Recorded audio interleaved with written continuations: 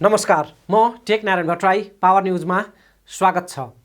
नेता जब अभिनेता जस्तो अभिनयमा उत्रन्छ त त्यो नाटक कस्तो हुन्छ त्यसको सुटिङ झलक आज हामी देखाउनेछौँ। राजनीति गर्ने नेताले कलाकारले जस्तो नाटक मञ्चन गरेको पटक्कै नसुहाउँदो रहेछ। तर पनि तमासा त बन्यो। तयार रहनुहोस् एकजना मन्त्रीको तमासा हेर्न। क्यामेरा फ्रेम भित्रका दृश्य त छँदैछन्, भन्छ नि बिहाइन्ड द सिन हो त्यो। क्यामेरा फ्रेमभन्दा बाहिरका दृश्य पनि हामी आज देखाउनेछौँ। बस एक्सन र कट चिच्याउने त्यहाँ निर्देशक मात्रै नदेखिएका हुन्, नत्र कुनै चलचित्रको दृश्य छायाङ्कनभन्दा फरक छैन नेताले रचेको एउटा नाटक। प्रदेश नम्बर 2 का भौतिक पूर्वाधार विकास मन्त्री जितेन्द्र सोनललाई मुख्यमन्त्री लालबहादुर राउतले मन्त्री पदबाट हटाइदिए मन्त्रीबाट। अर्को दिन बिहानै सुटकेस बोकेर मोटरसाइकलमा मन्त्री क्वार्टरबाट निस्कने र त्यो निस्कँदै गर्दाको दृश्य चाहिँ पत्रकारहरूलाई बोलाएर त्यसलाई छायाङ्कन गर्ने, त्यसलाई प्रचारमा ल्याउने आइडिया पुर्यो निष्कासनमा परेका मन्त्री जितेन्द्र सोनललाई। पूर्व तयारी अनुसार मन्त्री एक सुटकेस र अर्को एक झोला बोकेर मन्त्री क्वार्टरबाट निस्कन्छन्। उनी निस्कँदै गर्दा अघि पछि कसैलाई पनि नआउन त्यहाँ निर्देशन दिइएको थियो। त्यसैले त्यो रमिताका प्रत्यक्षदर्शी रहेका उनकै कार्यकर्ता, सहयोगी र आसेपासे कोही पनि क्यामेराको त्यो फ्रेमभित्र पर्ने गरी मन्त्री छेउमा पुगेनन्। मन्त्री बिस्तारै आफ्नो क्वार्टरबाट निस्कन्छन् र सिँढी झरेर आएपछि तल मैदानमा जब उनी आइपुग्छन्, एकजना सहयोगी झुक्किएर मन्त्रीको सुटकेस झम्टिन त्यहाँ पुग्छन्। मन्त्रीले हट भन्दै हकारेर उसलाई पाखा लगाउँछन्। मन्त्रीको अगाडि क्यामेरा फ्रेममै पर्ने गरी झम्टिन आएका ती सहायकलाई, ती सहयोगीलाई क्यामेराको फ्रेमबाट टाढै धपाइन्छ। मुख्य अभिनेता अर्थात् मन्त्री सोनल आफ्नो रोलमा पर्फेक्ट एक्टिङ गर्दै अघि बढ्छन्। उनको अभिनय कला र हिँड्ने चाल हेर्नुहोस्।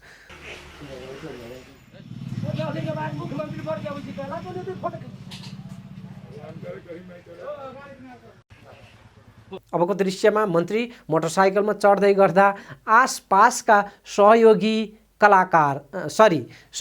कार्यकर्ताहरूको हरकत र हाउभाउलाई पनि यहाँहरूले हेक्का राख्नुहोला। मन्त्री बिचरा दुईवटा झोला, एउटा र अर्को काँधमा, दुवैवटा काँधमा सम्हाल्नै धौधौ अवस्थामा मोटरसाइकलको पछाडि बसेर यात्रामा निस्कँदैछन्। त्यो तमासा हेरेर हात बाँधेर बस्नुपर्ने भूमिकामा, पूर्व निर्धारित भूमिकामा छन् मन्त्रीका आसेपासेहरू। मन्त्रीको झोला झम्टन सख्त मनाही भए पनि कार्यकर्ताले अन्य सहयोग र सावधानीपूर्ण त्यहाँ भूमिका चाहिँ निभाएको देखिन्छ। जस्तो कि मन्त्रीलाई मास्क खोलेर फोटोका लागि, भिडियोका लागि पोज दिन त्यहाँ सिकाइएको छ। हात हल्लाउन पनि नबिर्सन मन्त्रीलाई भनिएको छ।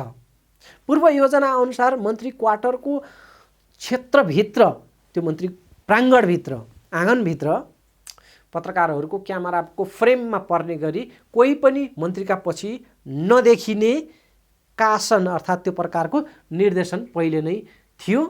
मन्त्री क्वार्टरको एरियाभित्र पत्रकारका क्यामेराहरूमा पर्ने दृश्यसम्ममा त्यहाँभित्र त्यो भित्री एरियामा चाहिँ सिङ्गल मोटरसाइकलमा हात हल्लाएर अघि बढ्ने र मूल सडकमा निस्केपछि मात्रै बल्ल कार्यकर्ताहरूको, आसपासका अन्य सहयोगीहरूको मोटरसाइकलहरूको स्कटिङ त्यहाँबाट सुरु गर्ने योजना पहिले नै तय थियो। मन्त्रीको अभिनय पर्फेक्ट छ, तर केही बिहाइन्ड द सिन पनि क्यामेरामा कैद भएको छ। दृश्य भरपुर मनोरञ्जनात्मक छ दर्शकवृन्द, तर नेता र अभिनेता दुवैको इज्जतको यो सवाल छ। त्यसैले यसलाई सिरियसली लिइदिनुहोला।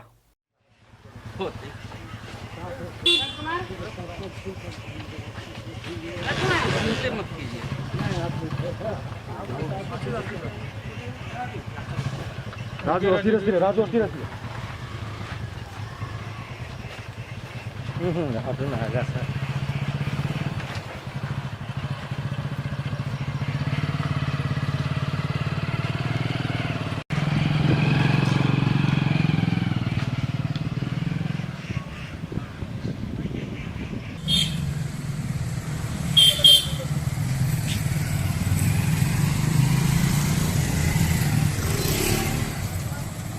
नेता हुनभन्दा अभिनेता हुन कम्ता गाह्रो छ।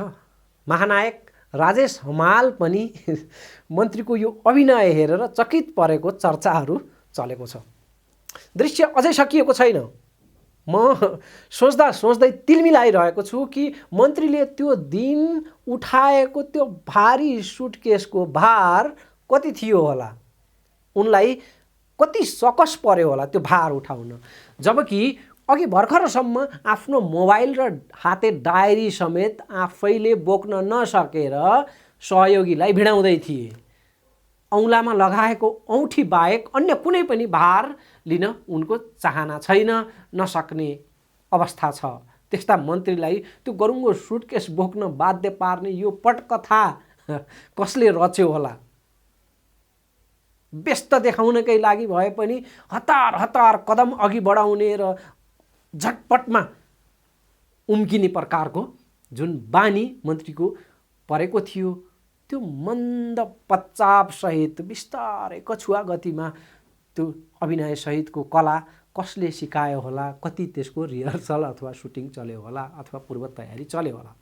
अभिनय पूर्व अघि भर्खरै, खास यो अभिनयको सिन खिच्नेभन्दा अगाडि केही अगाडिको दृश्य पनि त्यहाँ क्यामेरामा त कैद भइरहेकै थियो। उनी मन्त्रीको रवाफ र रफ्तार कति वेगवान थियो। हतार हतारमा उनी आफ्ना सहयोगीलाई होसै नराखी यान्त्रिक प्रकारले गज्याउँदै थिए। अलि अगाडिसम्म मोबाइल र हाते डायरी समेत सहयोगीले बोकिदिनुपर्ने उनी मन्त्रीलाई सुटकेस बोकेको देख्दा त्यहाँ यदि म पनि हुन्थेँ भने झुक्किने थिएँ स्योर। र झम्टिएर ये क्या कर रहे हैं साहब, दे दीजिए, हम हैं न भनेर म पनि त्यो सुटकेसमा झम्टिने थिएँ।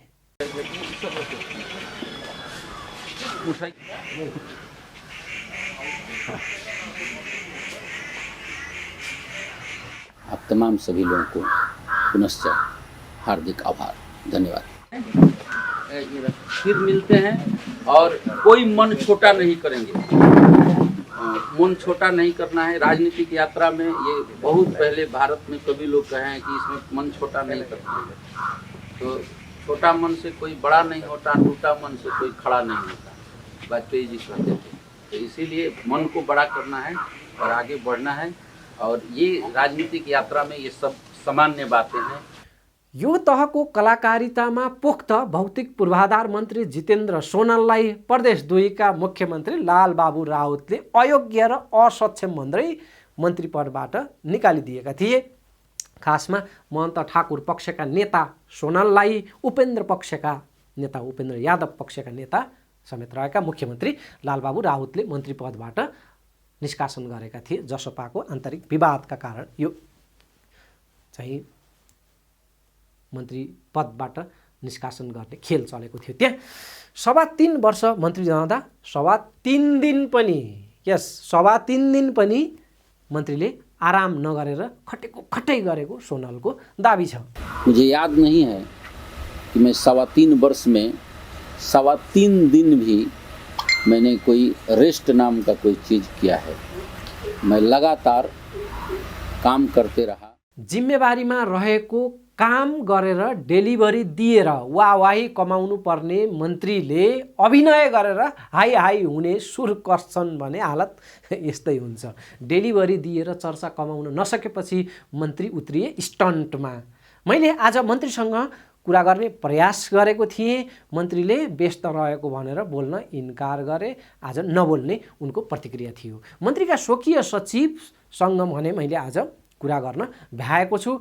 उनले पोल खोलेका छन्। बुधबार दिनभर मन्त्री क्वार्टरबाट सामान गाडीमा सारिएको छ। त्यो हामीले एकछिनमा सुन्नेछौँ मन्त्रीका स्वकीय सचिवको प्रतिक्रिया। त्योभन्दा पहिले मधेसमा युवा अभियन्ताको रूपमा चिनिएका सरोज मिश्रसँग मैले मन्त्रीले रचेको यो प्रपञ्चको यो प्रचारको बारेमा कुरा गरेको छु। उनले मन्त्री सोनलका थुप्रै गडबडीहरूलाई उधिनेका छन्। यो सुनौ। जुन दिनको उहाँको फोटो भाइरल भएको छ एउटा सुटकेस र एउटा ब्याग बोकेको, त्यो भन्दा पूर्व राति नै उहाँको 4 वटा गाडीले सामान चाहिँ ओसार पोसार गर्ने काम गरिसकेको हामीलाई थाहा छ, हामीले हेरेका छौँ। तपाईँले न्युज पनि हेर्नुभयो होला, 6 वटा गाडी दुरुपयोग गर्ने मन्त्री मोटरसाइकलमा बसेर जनतालाई के हेराउन खोज्यो? उहाँले पालेका आफ्ना के भन्छ भडेदारहरू, आफ्ना कार्यकर्ताहरू, त्यो कार्यकर्ताहरूले आफ्नो एउटा दुईटा गाडीको हैसियत बनाइसकेको अवस्थामा त्यो मन्त्रालयको मन्त्रीले आफ्नो हैसियत चाहिँ मोटरसाइकल, त्यो पनि हिरो होन्डा स्प्लेन्डर मोटरसाइकल हेराउनु भनेको यो दिग्भ्रमित र जनतालाई मूर्ख बनाउनु बाहेक अरू केही छैन। उहाँ मन्त्रालयबाट चाहिँ आफ्नो घर जानलाई मोटरसाइकलमा निस्केको मान्छे कहाँ पुग्नुभयो? जनकपुरको एउटा राम्रो होटलको रुममा पुग्नु भयो रहेछ। मोटरसाइकलमा चढेर जनकपुरको राम्रो होटलको रुममा पुगेर त्यहाँ बसाइ अहिले उहाँको त्यहाँ हुँदैछ र त्यहीँबाट अन्तर्वार्ता ठोकिँदै हुनुहुन्छ। म इमान्दारिता साथ काम गरे भन्दै हुनुहुन्छ। जुन मन्त्रीले राम्रोसँग जनताको हितमा काम गर्थ्यो त्यो मन्त्रीको पछाडि त त्यस्तै 1000-2000 मान्छे चाहिँ उहाँको विदाईमा सामेल हुन गइसक्थ्यो नि त। किन पुगेनन् त जनता? किन पुगेनन् त वहीँको आसेपासे? किन पुगेनन् त्यही कोटेसन खाने, त्यही उहाँको कोटेसन गर्ने, मन्त्रालयबाट काम लिएर काम गर्ने उहाँका ठेकेदारहरू? कि त उहाँ भ्रष्टाचारीहरूको बिचमा एउटा मात्र इमान्दार भएर विदाई हुन सक्दैन? कि त अलिक कम भ्रष्टाचारी भएको ठाउँमा उहाँ सबभन्दा बढी भ्रष्टाचारी भएर उहाँलाई विदाई गर्न कसैले गएन? जबकि प्रदेश 2 को सरकारमा सबैभन्दा पैसा कमाउने मन्त्रालय, हामी त कमाउने यो कारणले भन्छौँ, मालदार मन्त्रालय नियति साफ भएको एउटा मन्त्री पनि हालसम्म प्रदेश 2 ले पाएको छैन। जति पनि भ्रष्ट नेताहरू सबै मन्त्री बन्न पुगेका छन्। मन्त्री बने पश्चात पोर्खेनी सम्पत्ति अथवा आफ्नो सम्पत्ति छ र अहिलेको सम्पत्तिमा हाम्रोतिर भनाइ छ एउटा आकाश जमिनको फरक देखिएको छ र ठाटबाट त्यस्तै देखिएको छ। जतिखेर तपाईँ मन्त्री बन्नु भएको थिएन त्यतिखेर पनि 4 चक्का चढ्ने तपाईँको हैसियत थियो, हैसियत छ। 4 चक्कामा किन जानु? र उहाँको पारिवारिक पृष्ठभूमि त्यस्तो कुनै दयनीय स्थितिमा उहाँ हुनुहुन्न, राम्रै स्थितिमा हुनुहुन्थ्यो मन्त्री बन्ने बेलामा। अहिले त उहाँ करोडौँको मालिक हुनुहुन्छ। पर्सनल असिस्टेन्टको काम केही हुँदैन, सबै ब्रोकरको काम मात्रै हुन्छ। यो काममा मलाई यति पिसी चाहियो, यो काम बापतको पिसी यति आउनु पर्ने, त्यति मात्रै हुन्छ। उहाँ करोडौँमा कमाएर जानुभएको छ, गुमाएर केही जानुभएको छ। यति वर्ष 3 वर्षसम्म मन्त्री भएर बसेको मान्छे, क्वार्टर लिएर बसेको मान्छेको सामान एउटा सुटकेस र एउटा ब्यागमा अटाउनु भनेको आफैमा एउटा शङ्कास्पद विषय हो। एक हप्ताका लागि साताव्यापी भ्रमणमा जाँदा पनि मान्छेको, अहिलेका मान्छेहरूको एक अटेची सामान भन्दा धेरै नै हुन्छ, त्यतिले पुग्दैन। उहाँ त 3 वर्ष बसेको। प्लिज 3 वर्ष बसेको। म हजुरलाई के भन्न चाहन्छु भने म काठमाडौँ गएको बेला त्यो मैले जुन फोटो हालेको छु त्यो काठमाडौँबाट फर्किरहेको अवस्थाको फोटो। त्यही 2वटा ब्याग बोकेर म काठमाडौँ गएको थिएँ 5 दिनको बसाइको लागि। 5 दिनको बसाइमा मलाई 2वटा ब्याग बोकेर जानु पर्यो। उहाँलाई 3 वर्षको बसाइमा त्यो एउटा अटाइची र एउटा ब्यागले पुग्यो। र अनि डेलीको ड्रेसअप जुन चेन्ज गर्नुहुन्छ उहाँ, त्यो ड्रेसअप चेन्ज गर्नलाई नै कम्तीमा केही होइन भने एउटा ट्रङ्क चाहियो, ठुलो खाले ट्रङ्क चाहियो। त्यो कहाँ गयो? जुत्ता ड्रेसअपको हिसाबले जुत्ता चेन्ज हुन्छ, ड्रेसअपको हिसाबले उहाँहरूको बन्डी चेन्ज हुन्छ, लगायतका धेरै कुराहरू यस्ता छन्। फ्रिज यताउति मेन्टेनेन्सका सामानहरू, टिभी इत्यादि। यहाँ त यतिसम्म पनि मन्त्री हेरेका छु, यति हाम्रा प्रदेश प्रमुख हुने व्यक्तिहरूले त प्रदेश सरकारले दिएको ल्यापटप समेत छोडेका छैन, ल्यापटप समेत लगेको अवस्था छ। उहाँ अहिले बिस्तारै सबै कुरा छर्लङ्ग हुन्छ। जब नयाँ मन्त्रीमण्डल पूर्णता लिन्छ त्यसपछि सामानको खोजी हुन थाल्छ, अनि पो जितेन्द्र सोनलजीको असली स्वरूप निखार भएर आउँछ। प्रदेश 2 को सरकारले, जितेन्द्र सोनलजीको मन्त्रालयले भोटिङ बोर्डमा चाहिँ भारतको बिहारमा जस्तै हामीहरू जान्छौँ नि, अनि हेर्छौँ ठाउँ ठाउँमा ठुल्ठुला बोर्ड लगाएर आफ्नो प्रचार प्रसार गर्ने प्रवृत्ति, त्यो प्रवृत्तिलाई चाहिँ उहाँले बढावा दिनुभएको छ। उहाँहरूको बजेटको मोर देन 25% पैसाको दुरुपयोग भएछ भने त्यही हुटिङ बोटहरूमा भएछ। भैँसी बाँड्ने काम पनि उहाँको मन्त्रालयबाट भएको हो, लगायत अरू केही यस्ता निच स्तरको कामहरू छ जुन भन्न पनि लाज लाग्छ। उहाँलाई सबभन्दा बढी दुःख लाग्नुको कुरा के हो भने अहिले त असारे बजेटमा उहाँलाई टन्नै पिसी आउने समय थियो। यस्तो अवस्थामा गएर उहाँको मन्त्रालय खोसियो। त्यो गममा सायद उहाँले यस्तो स्टन्ट गर्नुभएको मलाई जस्तो भान। जस्तो उहाँको परिवारले र कार्यकर्ताहरूले पनि सरकारी गाडीहरू दुरुपयोग गरेको, जस्तो स्वकीय सचिवले एउटा होइन दुईवटा सरकारी प्लेटको चाहिँ मोटरसाइकल प्रयोग गरिरहेको, गाडीहरू प्रयोग गरिएको प्रसङ्गहरू पनि आएको थियो नि। त्यो स्वकीय सचिवको कुरा त पढै जाओस्, यहाँ त जिल्ला अध्यक्षसम्मले सरकारी गाडी दुरुपयोग गरेको अवस्था छ वहीँको मन्त्रालयमा। वहीँको मन्त्रालयले निकालेको मोटरसाइकल जिल्ला अध्यक्ष हुनुहुन्छ उहाँले हिजो अस्तिसम्म युज गर्नुभएको। हामीले भन्यौँ पनि अब त तपाईँलाई यो गाडी छोड्नुपर्छ भनेर, अनि त्यसपछि अब के गर्ने त, दिनै पर्यो, मन्त्रीजी हुनुहुन्न भनेर भन्ने खालका कुराहरू आउँछन्। त पत्र पत्रिकामा पनि आएकै कुरा हो, फलानो नम्बर प्लेटको गाडी सोनलजीको मन्त्रालयको गाडी दुरुपयोग हुँदै भनेर।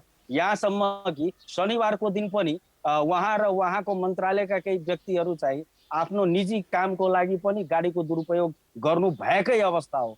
यो सब चाहिँ छर्लङ्ग छ।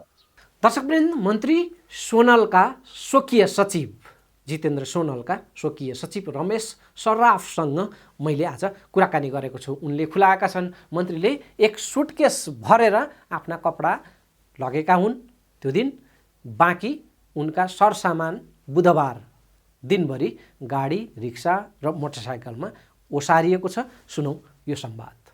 3 वर्षसम्म बस्दाखेरिको सामान, उसको जुत्ता लत्ता कपडा एउटा अट्याचीमा अट्ने हुन्छ र? कपडा लिनुभयो अनि पछि हामीले हिजो दिनभरि हामी सामानहरू अटोमा, मोटरसाइकलमा अनि कोठामा सार्न लाग्यौँ। आफ्नै हातले हामीले सबै सामानहरू निकालेर अर्को कोठामा हामी ट्रान्सफर गर्दैछौँ। जब तपाईँहरूले अटोमा, गाडीमा यसरी दिनभरि लगाएर सामान नै सार्नु पर्ने थियो भने मन्त्रीज्यूलाई त्यत्रो अटेची अनि गएर अर्को झोला बोकाएर त्यो मोटरसाइकलमा चाहिँ किन दुःख दिएको त खास?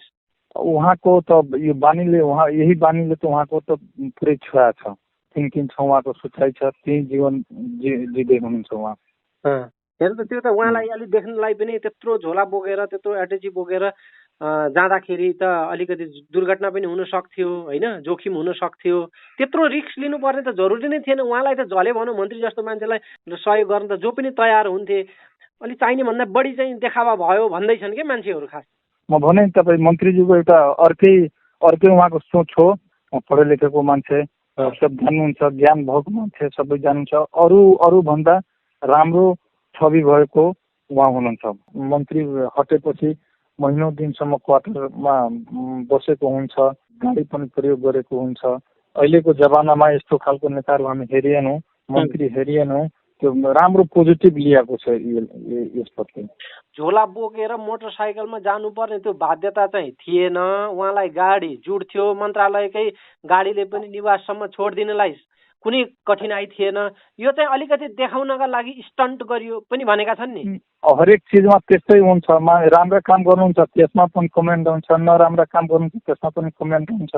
त्यस्तो छैन। त्यस्तो हाम्रो मन्त्रीजी त्यो स्वभावको मान्छे होइन। राति नै बेचैनी उहाँलाई लागेको थियो कि कहाँ गरौँ। दिनमा भएको भए दिनैमा निस्किन थियो, तर राति कुरा थियो, राति बस्नुभयो। तर बिहानै हामीले भन्नुभयो अब यहाँबाट हामीले निस्किनुपर्छ, अब यहाँ 1 मिनट पनि बस्नु हुँदैन भनेर त्यहाँ निस्किनु भयो उहाँले। दुईवटा उहाँकै गाडी थिए, गाडी फिर्ता नगरेको विवादमा उहाँ पर्नु भएको थियो। जस्तो स्वकीय सचिव तपाईँ नै हुनुहुन्छ, दुईवटा मोटरसाइकल, सरकारी मोटरसाइकल प्रयोग गरेको भनेर आइरहेको थियो।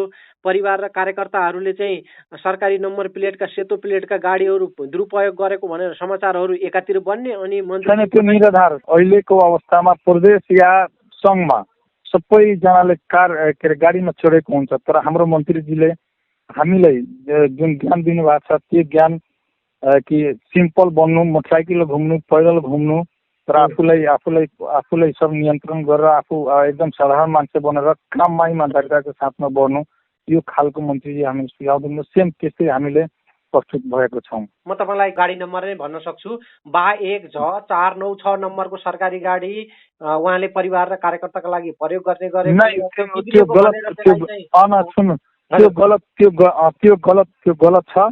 हामीले त्यो 1 वर्षदेखि त्यो गाडी अहिले महेन्द्रको सोरुम जनकपुरमा बन्न लगाएका छौँ, बन्नको लागि दिएका छौँ। त्यो गाडी अहिले त्यही छ। हामीले सुरुमा मन्त्री शपथ खाँदा त्यो गाडी लगभग 1.25 वर्षसम्म हामी त्यो गाडीमा चढ्यौँ। मन्त्रीजी नयाँ गाडी जबसम्म आएन, मन्त्रालयले लिएन तबसम्म त्यही गाडीमा। त्यो गाडी हामीले स्कर्पियो चढ्दा बाटैमा बिग्रिन्थ्यो। त्यो गाडी हामी बनाउन लगाउँथ्यो, मिस्त्रीले बोलाउँथ्यो। जबकि त्यो गाडीमा कैफियत थियो, समस्याहरू थियो, त्यही भएर त प्रदेश सरकारबाट उहाँलाई फेरि अर्को ज 1 झ 436 नम्बरको नयाँ गाडी प्राप्त भयो। नयाँ गाडी चाहिँ उहाँहरूले लिने, तर पुरानो गाडी चाहिँ फेरि फिर्ता नगरेर प्रयोग चाहिँ गरिरहने कार्यक्रम नै फिर्ता हामी गरिसकेका छौँ। त्यो स्टोरलाई थाहा छ, फिर्ता हामी गरिसकेका छौँ। जुन दिन हामी लियौँ 1 वर्षसम्म नगरेर जब समाचारमा गाई गुई भयो, अलिकति आलोचना हुने भयो, बल्ल अनि फेस सेभिङका लागि कुनै आलोचना नै। त्यो गाडी अलिकति राम्रो थियो। कुनै भिजिटमा जाँदाखेरि त्यो गाडीमा म कहिलेकाहीँ जनकपुर बाहेक कहिलेकाहीँ जान्थेँ, त्यति मात्रै। जब मन्त्रीज्यू क्वार्टरबाट निस्कँदै हुनुहुन्थ्यो, उहाँ एक्लै, त्यहाँ कोही पनि सहयोगी पनि छैन। अघि पछि त सहयोगी थियो, आफ्नो मोबाइल समेत सहयोगीलाई उहाँले थमाइरहनु भएको थियो। आफ्नो पर्सनल डायरी समेत, हाते डायरी समेत यो लिक भनेर मैले मोबाइल उहाँले मलाई मोबाइल थमाउनु भयो।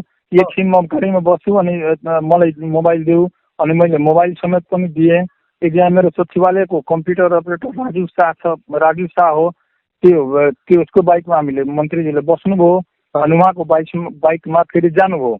त निस्किने क्रममा मन्त्रीको क्वार्टर एरिया भित्रको बाटोमा त उहाँ एक्लै हात हल्लाएर निस्किनु भयो। जब क्वार्टर छोडेर मूल गेटमा निस्किने बेलामा त फेरि तपाईँहरूको स्कर्टिङ सहितको मोटरसाइकल फेरि पछि लाग्यो। कम्तीमा मन्त्री पनि तपाईँहरूले बोकिदिनु सक्नुहुन्थ्यो नि।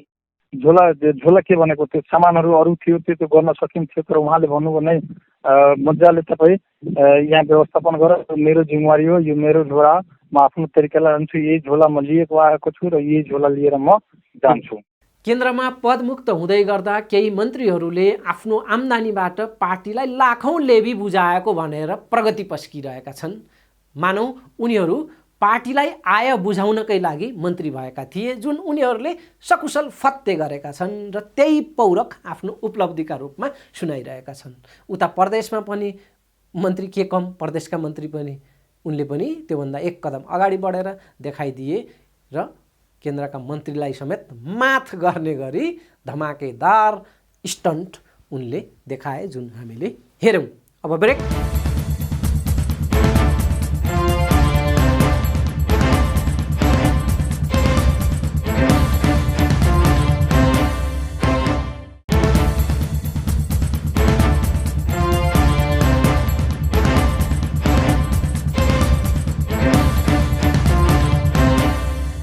ब्रेकपछि स्वागत छ। अब प्रदेश महात्म्यबाट हामी लागौँ केन्द्रीय राजनीतिको अर्को सकसपूर्ण वृत्तान्ततर्फ। प्रधानमन्त्री केपी शर्मा ओलीलाई अब बाँकी मन्त्रीहरू को बनाउने भन्ने सकस यति बेला परिरहेको छ। माधव नेपाल पक्षबाट जो आउँछ उसलाई तान्ने र मन्त्री पद थमाएर आफ्नो पक्षमा पार्ने दाउमा पछिल्लो जोड थियो, तर माधव पक्षबाट कोही पनि तानिएलान् जस्तो देखिएको छैन। ओलीको नियत ठिक नभएको भन्दै माधव पक्षले ओलीले जुन एकताका लागि आह्वान गर्दै अघि सारेको 6 बुँदे प्रस्ताव छ त्यसलाई अस्वीकार गरेको छ। ओलीले फालेको पासोमा माधव पक्षका कोही परेको देखिएन र त्यो पर्ने सम्भावना पनि निकै न्यून बन्दै गएको छ। माधव पक्ष नआएपछि बाँकी रहेका मन्त्रालयमा कसै गरी मन्त्रीहरू भरेर मन्त्री परिषदलाई पूर्णता दिनुपर्ने बाध्यता ओलीका अगाडि छ। राप्रपालाई पनि मन्त्री दिएर सरकारमा समेट्ने चर्चा पनि छ। उता माओवादी छाडेर आएका बादल लगायत बहादुर रायमाझीहरू लगायत नेताहरूको व्यवस्थापनको चुनौती पनि ओलीलाई अर्कोतर्फ छँदैछ। त्यसमाथि आफ्नै पार्टी र गुटमा मन्त्री पद ताकेर बसेकाहरूको ठुलै पङ्क्ति छ। अहिले जम्मा 17वटा मन्त्रीहरू छन्। त्यसमध्येमा सबैभन्दा ठुलो दल एमालेका त जम्मा 7 जना मात्रै मन्त्री छन्। 10 जना मन्त्री त जसपाको भागमा परेको छ। 10 जना मन्त्री जसपाका मात्रै छन्। 20 सांसद रहेको महन्त ठाकुर र राजेन्द्र महतो पक्षलाई ओलीले 10 वटा मन्त्रालय चढाएका छन्। थप एक राज्य मन्त्री सहित जसपाले 11 वटा मन्त्री आफ्नो हिस्सामा त्यो एक प्रकारले चिट्ठा स्वरूप पाएको छ। प्रदेश 2 मा जिल्ला छन् 8 वटा र मन्त्रीहरू भएका छन् 11 जना। धनुषा जिल्लाबाट मात्रै 3 जना मन्त्री छन् धनुषामा, त्यसमा पनि 2 जना त उपप्रधानमन्त्री नै छन्। धनुषाका 2 जना उपप्रधानमन्त्री राजेन्द्र महतो र रघुवीर महासेठ, अनि अर्का फेरि मन्त्री छन् उमाशङ्कर अग्ररिया सोही जिल्लाबाट। धनुषाका चाहिँ 4 वटा निर्वाचन क्षेत्र छन् र ती 4 वटै निर्वाचन क्षेत्रबाट निर्वाचित सांसदहरूले मन्त्री पद पड्काएका छन्, त्यो सौभाग्य पाएका छन्। यसअगाडि धनुषाकै मातृका यादव मन्त्री भइसकेका छन्। धनुषा निर्वाचन क्षेत्र नम्बर 4 यस्तो भाग्यमानी छ कि त्यहाँबाट ओली सरकारमा अहिलेसम्म मन्त्री टुटेको छैन। रघुवीर महासेठ र उनकी पत्नी जुली महतो आलो पालो मन्त्री भएकै छन् र धनुषा 4 निर्वाचन क्षेत्रबाट अटुट मन्त्री बन्ने एउटा क्रम चाहिँ चलिरहेको छ। पर्सा जिल्लाबाट पनि 2 जना मन्त्री बनेका छन्, लक्ष्मणलाल कर्ण र विमल श्रीवास्तव। सिराहाबाट लीलानाथ श्रेष्ठ छन्, रौतहटबाट अनिल झा मन्त्री बनेका छन्, सर्लाहीबाट चन्दा चौधरी मन्त्रीमा छन्, महोत्तरीबाट शरद सिंह भण्डारी, बाराबाट इकबाल मिया मन्त्री छन्, सप्तरीबाट राज्य मन्त्रीमा चन्द्रकान्त चौधरी परेका छन्। शरद सिंह भण्डारी एक यस्ता मन्त्री हुन् जसले पञ्चायत, प्रजातन्त्र र गणतन्त्र 3 वटै शासन व्यवस्थामा गरेर जम्मी 20 पटक सिंहदरबारमा लाभको पदमा पुगेका छन्। को? शरद सिंह भण्डारी 20 पटक मन्त्री बनेर मात्रै उनी अहिलेको सहित 15औं पटक सिंहदरबार छिरेका छन्। बर्खा लाग्नु अघि प्रदेश नम्बर 2 बाट मन्त्रीहरूको बाढी नै चलेको छ र पनि त्यहाँका जनतालाई भने हर्ष न विस्मातको स्थिति छ। मन्त्री त पटक पटक पाएकै हो, हामीले मन्त्री त भएकै छन्, तर मधेसको विकास र मन्त्री पदको त्यो गरिमा दुवै धरापमा छ भन्ने मनोदशामा प्रदेश नम्बर 2 का जनता छन्। हर्ष न विस्मातको अवस्था। मन्त्री भएर यस अघि नै बारम्बार परीक्षितहरूले आफू र आफ्नालाई हित हुने त प्रशस्तै काम गरेका छन्, तर मधेसको विकासका लागि सिनको नभाँचेको त्यहाँको विश्वास छ, त्यहाँको जनमत छ, त्यहाँको बुझाइ छ, त्यहाँको त्यस प्रकारको न्यारेटिभ छ। जे होस्, हिजो उपेन्द्र यादव ओली सरकारमा जाँदा धर्म छाडा भनेर मधेसको आन्दोलनलाई, मधेसका मुद्दाहरूलाई चाहिँ अलपत्र पारेको भनेर सराप्ने एउटा ग्याङ थियो। आज त्यही ग्याङ अहिले उनै ओलीका दाइना भएका छन् र सरकारमा गएका छन् र सराप्ने पालो परेको छ उपेन्द्र यादवको पोल्टामा। यो आलो पालोको लेनदेन र भागबण्डाको राजनीति विगतमा पनि थियो, अहिले पनि छ र राजनीतिमा अधर्मी प्रवृत्ति रहेसम्म यो रहिरहनेछ। आफूले लाभ पाउँदा सबै ठिक, लाभ नपाए खत्तम। हिजो लाभ नपाउँदा महन्त ठाकुर र राजेन्द्र महतोहरूलाई खत्तम लाग्थ्यो प्रधानमन्त्री ओली। आज उनै ओली उनीहरूका लागि उत्तम अवतार बनेका छन्। यो उत्तम र खत्तमको निर्धारण नीति, सिद्धान्त, दर्शन र गुणदोषका आधारमा यदि हुन्थ्यो भने त त्यसलाई ठिकै मान्नुहुन्थ्यो। तर दुर्भाग्य तत्क्षणको व्यक्तिगत लाभ हानि हेरेर राजनीतिक हेराफेरी चल्दै आएको छ। मिल्ने र छुट्टिने आधारभूत कारण के त भन्दा नेताहरूको स्वार्थ। जनता र देशको लाभ हानि हेरेको भए र त्यो प्रकारको राजनीतिक हेराफेरी यदि हुन्थ्यो भने त्यसलाई ठिकै मान्नुहुन्थ्यो। तर नेता र दल विशेषको तत्कालको नाफाघाटाको तयलाई हेरेर राजनीतिक समीकरण, यो चलखेल, यो प्रकारको घटनाक्रमहरू अघि बढिरहेको छ। यसमा प्रचण्ड ओलीको सम्बन्धलाई हेर्दा पनि स्थिति त्यही हो। माधव र ओलीको सम्बन्धलाई हेऱ्यो भने पनि स्थिति त्यही हो। देउवासँगको ओली इतरको जुन अहिले ओलीभन्दा बाहेकको जुन अहिले महागठबन्धन प्रकारको जुन बनेको छ माहौल, त्यो हेरे पनि उही हो। वा अरू तमाम राजनीतिक मेल वा बिमेलको गुड कारण, महत्त्वपूर्ण कारण, प्रमुख कारण केलाएर यदि हेऱ्यो भने थाहा लाग्छ कि ती सबै प्रपञ्चहरू देश र जनताको हितलाई हेरेर गरिएका छैनन्, केवल नेता र दल बीचको तत्क्षणको तात्कालिक नाफा नोक्सानको सम्बन्धको फाँटबारीलाई हेरेर त्यसका आयामहरूलाई हेरेर मात्रै ती सम्बन्ध र विच्छेदका कारणहरू बनेका छन्। मतलब त्यस्तो पृष्ठ कारण त्यो भेटिन्छ। काम चलाउ प्रधानमन्त्रीले आफ्नो मन्त्रीगणमा व्यापक फेरबदल गरेका छन्। यो यस्तो बेलामा यो तहको उथलपुथल गर्न जरुरी थियो वा थिएन र मिल्थ्यो वा मिल्थेन त्यो बेग्लै विषय छ। तर मन्त्री हुने र मन्त्रीबाट हट्ने हुने र हट्ने जुन मापदण्ड र पात्रहरूको जुन छनौट छ त्यो पनि निकै चर्चायोग्य विषय छ। मन्त्री बन्ने योग्यता के? पार्टीमा कसैलाई टिकाउनु छ भने ऊ मन्त्रीको लायक। जस्तो कि ताजा स्वास्थ्य मन्त्री बनेका शेरबहादुर तामाङ, उनी घरि माधव पक्ष त घरि ओली पक्ष भएर चाहार्दै थिए, यता र उता पेन्डुलम जस्तो बनिरहेका थिए। ठेगान लगाउनु थियो उनलाई, लखा मन्त्री पद र थपक्क बस भनेर उनको थानको लगाइएको छ। यसअघि रघुवीर महासेठ अयोग्य ठहर्दै उनलाई मन्त्री पदबाट हटाइएको थियो रघुवीर महासेठलाई। तर बदलामा उनकी पत्नी जुली कुमारी महतो मन्त्री बनेकी थिइन्। परिवारले एउटा मन्त्री पद चाहिँ छोड्नु परेन।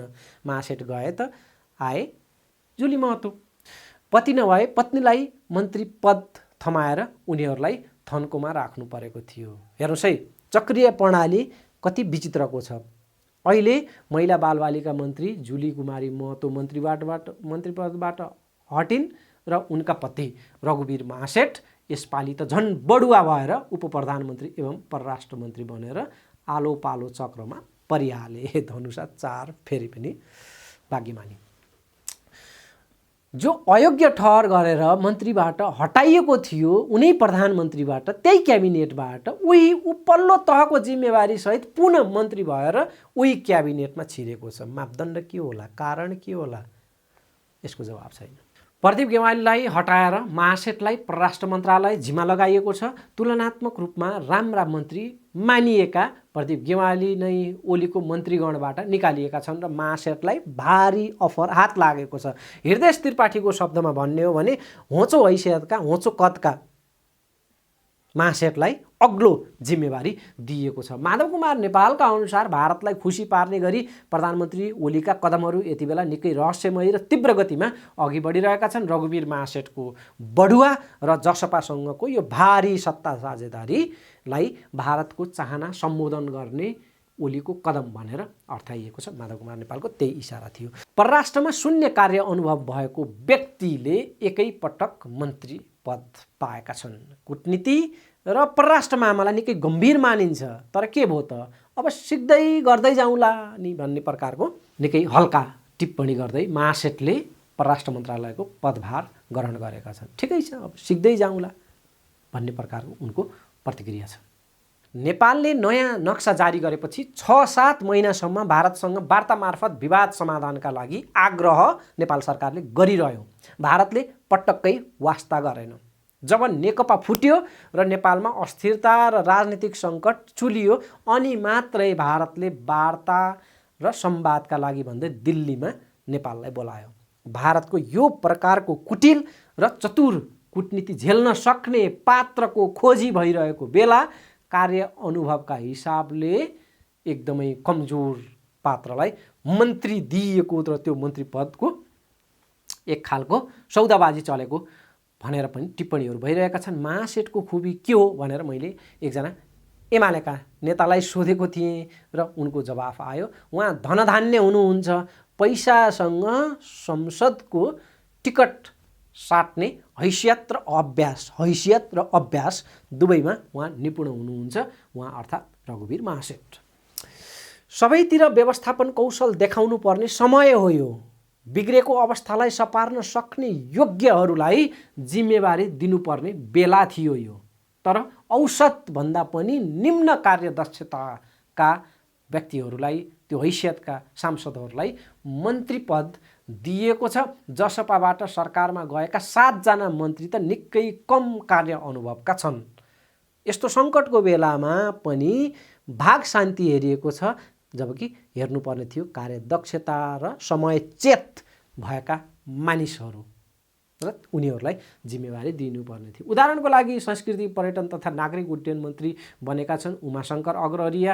महामारीको यो कठिन बेलामा उड्डयन क्षेत्र निकै संवेदनशील बनेको छ। पर्यटन क्षेत्र त झनै सङ्कटग्रस्त छ। यस्तो बेलामा औसतभन्दा पनि माथिल्लो योग्यताको व्यक्तिलाई खोजी मन्त्रालयको जिम्मेवारी दिनुपर्नेमा पटक्कै कार्य अनुभव नभएको र अहिलेको सङ्कटसँग जुझ्ने हैसियत नपुग्ने व्यक्ति पर्यटन एवं उड्डयन मन्त्री नागरिक पर्यटन मन्त्री बनेका छन्।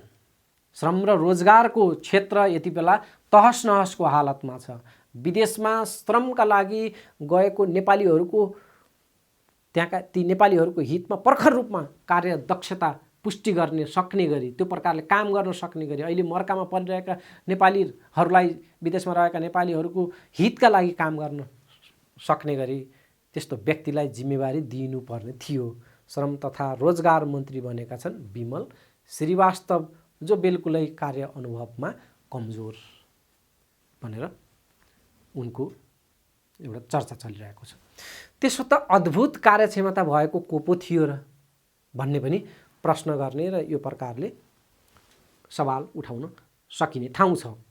यस अघिकाले के चमत्कार गरेका थिए त्यसको कुनै ठोस जवाफ दिन सकिने अवस्था पनि छैन। तैपनि सत्ता स्वार्थकै लागि भागबण्डामा जुन प्रकारले मन्त्री हटाउने र नयाँ बनाउने खेल चलेको छ यो निकै निकृष्ट ढङ्ग र ढाँचाको खेल चलिरहेको छ। हवस् त, पावर न्युजको यो अङ्कबाट बिदा पाऊँ, अर्को अङ्कमा भेटौँला। नमस्कार।